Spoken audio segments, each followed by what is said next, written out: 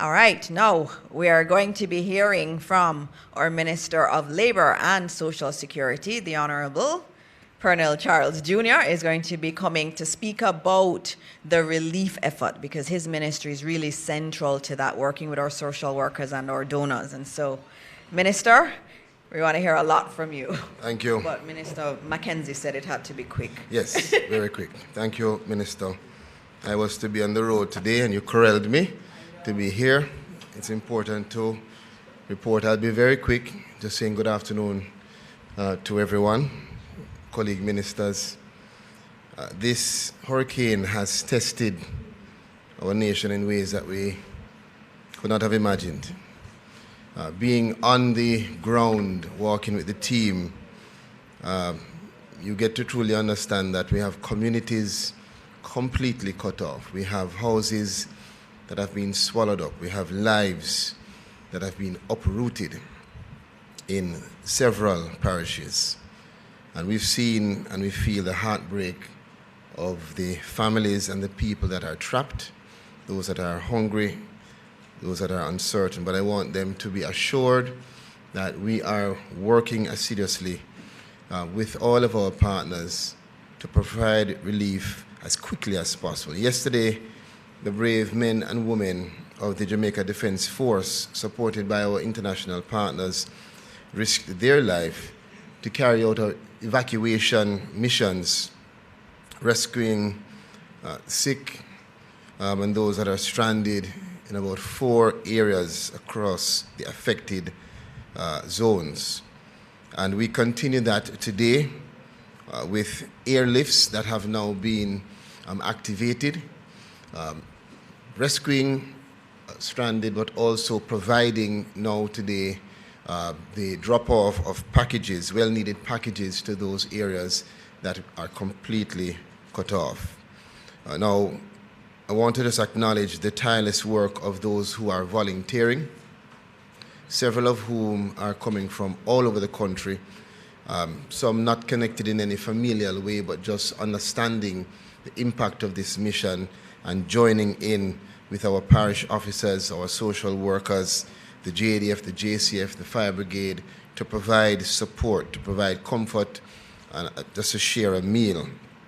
It's not going to be easy recovering, and I want to report that we still have about, so far, the report is that we have 25 communities that are marooned, and several families that have lost everything. I mean everything. We are coordinating with every available resource. We are working as a lead of the Humanitarian Assistance Committee.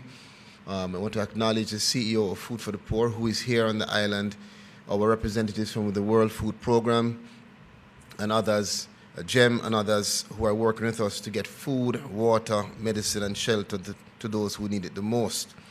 We're utilizing our Bell 429 helicopters. We're also using the Chinooks helicopters brought in and Black Hawk helicopters brought in by our partners in the US.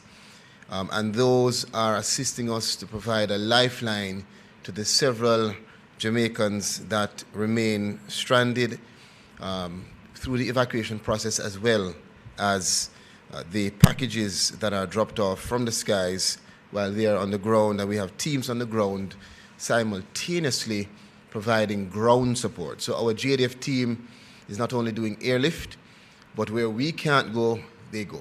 They venture out in ground operations and have done more than 17 communities between yesterday and today. I want to also indicate that so far, together, we have distributed more than 30,000 food packages and several other hundreds of relief in terms of tarpaulins, water, and other relief supplies.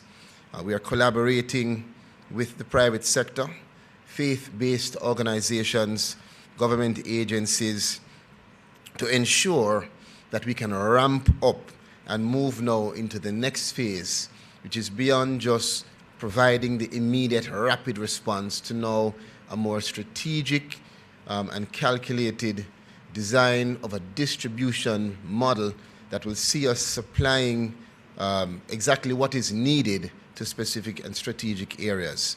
So it's no more just a food package, but for instance, in Catherine Hall in St. James, they may have food packages or still need food packages, but what they need now, based on observation, is cleaning supplies, and as simple as clean drinking water and water to help in cleaning out the homes. So we assess and we analyze, we continue to work with the JDF.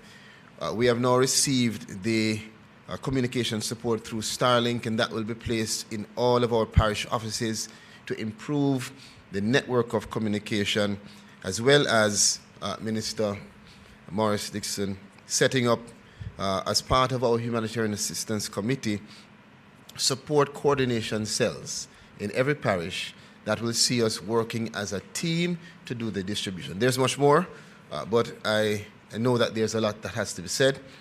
So this is just the preliminary information, Minister. We will come with more details later on in the week. Thank you. Thank you, Minister. And I know that's an area that many people are asking about, is the food getting to those who need it? And Minister is speaking about how the systems have been refined to make it easier. And you heard there are 3 different avenues of helicopters. One is the JDF helicopters. The second one are the ones that came from the U.S. government. And then the third one, some of our NGOs like World Central Kitchen, they have their own helicopters that they're using to distribute food. So that's a good thing, and we're getting into more of the marooned areas. I know Minister Charles spent a lot of time today getting information from the field in terms of what are the marooned communities and getting them geolocated so that the various helicopter teams can get to people. So we're working, and he is working very hard at mobilizing and getting that system refined even further.